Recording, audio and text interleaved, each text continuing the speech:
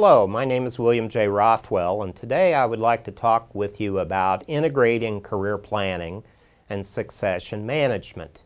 Of course, I've written a book, co-authored a book on this topic, career planning and succession management, and that book is of course available on Amazon.com and on Barnes & Nobles.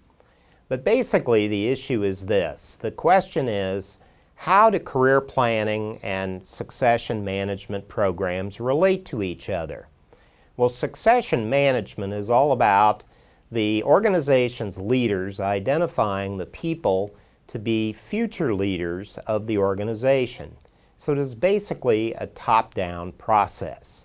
Career planning, on the other hand, is basically about individuals discovering what they want to do in the future. Do they want a promotion, or do they want to stay where they are and broaden their activities, or do they want to do something else? So sometimes we joke about that and we ask people, what do you want to do when you grow up? Well, one of the things we know about succession programs is that over 60% of U.S. companies develop succession programs but never ask people whether they want to be considered for promotion. Some leaders assume that everyone wants a promotion, but that is not true. We've seen some research lately where as many as 70% of U.S. workers have said that if offered their manager's job, they would not want it. And of course that prompts the question, why not? One reason, of course, may be that they're aware of approximately what the ballpark increase in salary might be, moving from their level to their boss's level. They're also aware that the amount of work or the amount of responsibility might be a quantum leap. So if we want realistic succession programs, we also have to consider the career programs that will help us to identify whether people really want a promotion or not in the future. It's a way to do a reality check.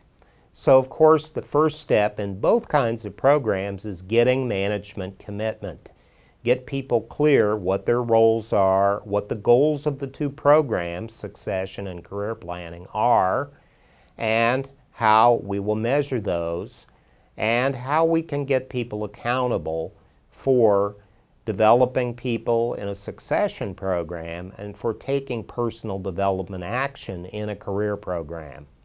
Of course, we have to have some way to know what is required, so that's where good, up-to-date job descriptions and competency models come in. We have to recognize that we may not have all of the skill sets we need in an organization. We may have to recruit some talent from outside the organization. We have to consider the kind of performance that people demonstrate, so that means we have to have a performance management system that is fully integrated with our job descriptions and competency models. We have to do some future planning and change our job descriptions and competency models in line with the strategic direction of the organization.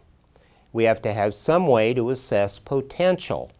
Do we know whether someone who is doing a good job where they are might be capable of a promotion? You know, sometimes organizational leaders assume that if someone is doing a good job where they are guaranteed to do a good job if they are promoted. But we know that's a fallacy. It can lead to thinking that leads to the Peter Principle. Peter Principle was a book that described the fallacy of organizations rewarding good performance with promotions without considering the different requirements at the next level up. So we have to have some objective way to assess an individual that we're considering for promotion against those higher level requirements. And then we have to have a way to plan for their development. We have to retain the people we invest all this money in, and finally we have to have a way to evaluate these programs to make sure that we're getting our money's worth in both helping individuals and the organization. Thank you very much.